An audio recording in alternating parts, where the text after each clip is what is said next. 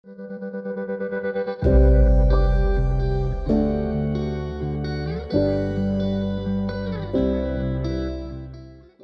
y paz, amados hermanos. Soy Juan Manuel Vaz, pastor en la iglesia Caminando por Fe, aquí en Barcelona, España.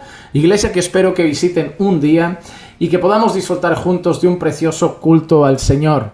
En el día de hoy quería compartir con ustedes una porción de la Escritura y traer una pequeña reflexión sobre algo que seguramente ya saben, pero que a veces recordarlo nuevamente refuerza sumamente nuestra fe. Yo quiero leer Marcos capítulo 5 y los versículos 9 al 13. Es una historia narrada en los evangelios que todos conocen. Y dice así: y le preguntó, ¿cómo te llamas? Y él le dijo, me llamo Legión, porque somos muchos. Entonces le rogaba con insistencia que no los enviara fuera de la tierra. Y allí había una gran piara de cerdos paciendo junto al monte. Y los demonios le rogaron diciendo, envíanos a los cerdos para que entremos en ellos. Y les dio permiso. Y saliendo los espíritus inmundos, entraron en los cerdos, y la piara, unos 2000 cerdos, se precipitó por un despeñadero al mar, y en el mar se ahogaron. Hermanos, cuando nosotros leemos este texto, nosotros vemos un lenguaje militar.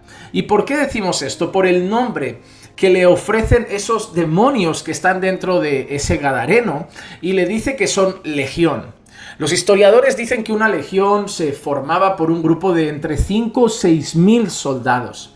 Pero cuando nosotros vemos la traducción al idioma castellano, al español, o en inglés, o quizá en portugués, o otro idioma que puedan tener sus Biblias, y no vemos el lenguaje original, parece que la única palabra que tiene algo que ver con un sentido militar es la palabra legión. Pero cuando leemos el texto original, en el idioma original, nos damos cuenta que hay un lenguaje militar bañando esa escena. Por ejemplo, nosotros vemos al principio la palabra legión y sabemos que eso representa, como hemos dicho, un grupo de unos 5 o 6 mil soldados. Pero el versículo 10 dice así: entonces le rogaba con insistencia que no los enviara fuera de la tierra. Le rogaba con insistencia que no los enviara fuera de la tierra. Esa palabra enviara, que para nosotros es tan sencilla como enviar a un lugar, también en su sentido original es parte de un lenguaje militar. Era cuando un capitán o un coronel o un jefe del ejército le daba una orden a un soldado o a un grupo de soldados y los enviaba, los encomendaba, les daba una instrucción como id para allí, marchad en esa dirección.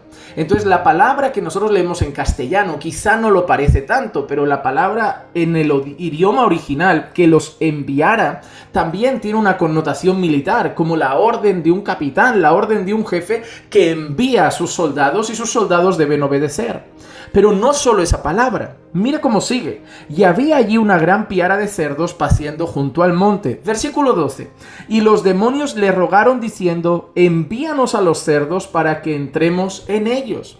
Los demonios están delante de Jesús y le están rogando, envíanos a los cerdos. Le están pidiendo una orden, le están pidiendo una instrucción. Es decir, le están diciendo, danos la orden de ir a los cerdos, danos la instrucción de ir a los cerdos. Nuevamente, el enviar ahí es la orden dada por un coronel, por un capitán a sus soldados.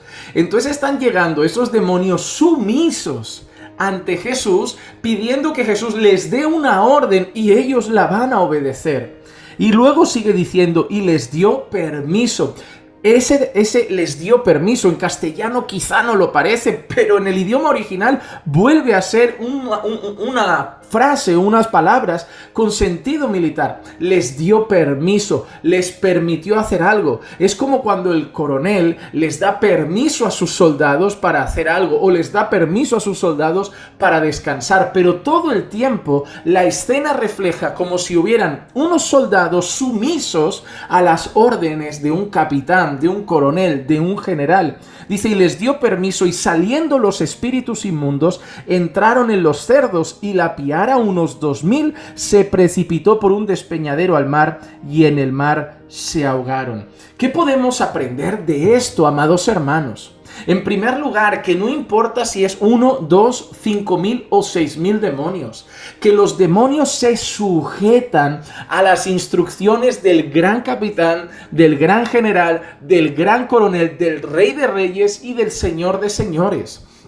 Que los demonios ante Jesús obedecen como un soldado obedece a su capitán. Y entiéndanme, no significa que en esa escena que ellos son siervos de Dios, los demonios, a pesar de que no sería una ni dos veces que en las escrituras vemos como Dios mismo usa algún demonio con un fin para que Él quiera hacer algo y puede usar los demonios. ¿Por qué? Porque los demonios no se pueden negar a obedecer al Dios Todopoderoso. Por eso ellos podían haberse ido directamente a los cerdos, podían haber marchado para allí, podían haber dicho nos salimos, nos vamos a los cerdos, pero ellos pidieron permiso a Jesús. Jesús viene a expulsarlos y ellos con una actitud sumisa, con una actitud de rendición, le piden permiso para que puedan ser enviados a los cerdos y ellos obedecer el permiso dado por el Señor Jesús e ir a los cerdos. Ahí vemos que todo el lenguaje que envuelve esa escena es un lenguaje militar. Y mira que aprendemos al final. Esos demonios se meten en una piara de como 2,000 cerdos y donde se precipitan al mar. ¿Y qué pasa en el mar? Que se ahogan. Óyeme, ¿qué ejército se ahogó en el mar en Éxodo? Los enemigos del pueblo de Dios, los que se habían endurecido contra Dios y contra su pueblo, y Dios en medio del mar se traga a los ejércitos de Faraón. Eso también está narrado en uno de los salmos. Entonces, hay un símil, ¿verdad? Hay una guerra, hay un ejército que lucha en la luz y hay un ejército que pertenece a las tinieblas. En Éxodo vemos al pueblo de Dios, el pueblo que teóricamente representa la luz, y el ejército de Faraón, el ejército enemigo, el ejército contrario, el ejército de las tinieblas. ¿Y qué hace Dios en el Éxodo? Se traga el mar al ejército de las tinieblas. ¿Qué pasa con el endemoniado gadareno? Jesús manda a esos demonios a la piara, se lanzan al mar y nuevamente el mar se traga a esa piara de cerdos. ¿Qué vemos aquí?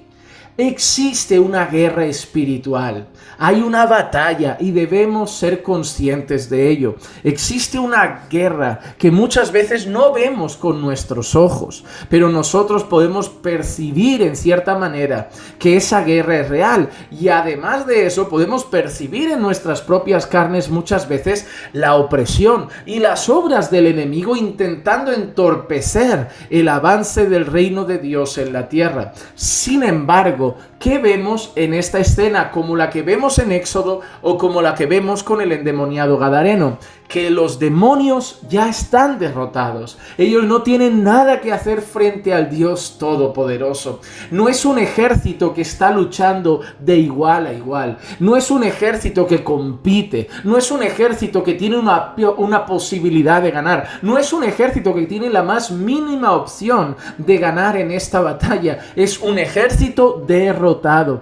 Nosotros sabemos también que en la cruz del Calvario el Señor Jesús hizo un espectáculo público del reino de las tinieblas, los despojó de todo poder y venció al enemigo. Jesús ha pisado la cabeza de la serpiente y por eso los demonios, sabiendo quién es Él, sabiendo quién es el Señor Jesucristo, solamente pueden pedirle permiso y obedecer sus órdenes, sumisos y humillados ante la presencia del gran Rey, del Rey de Reyes y del Señor de Señores.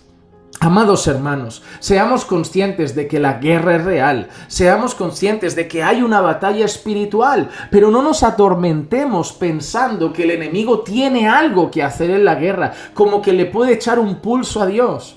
Cuando tú pones guerra espiritual en Google, cuando lo pones allí en internet, tú vas a encontrar a veces una imagen que se ve como a Dios y al demonio echando un pulso.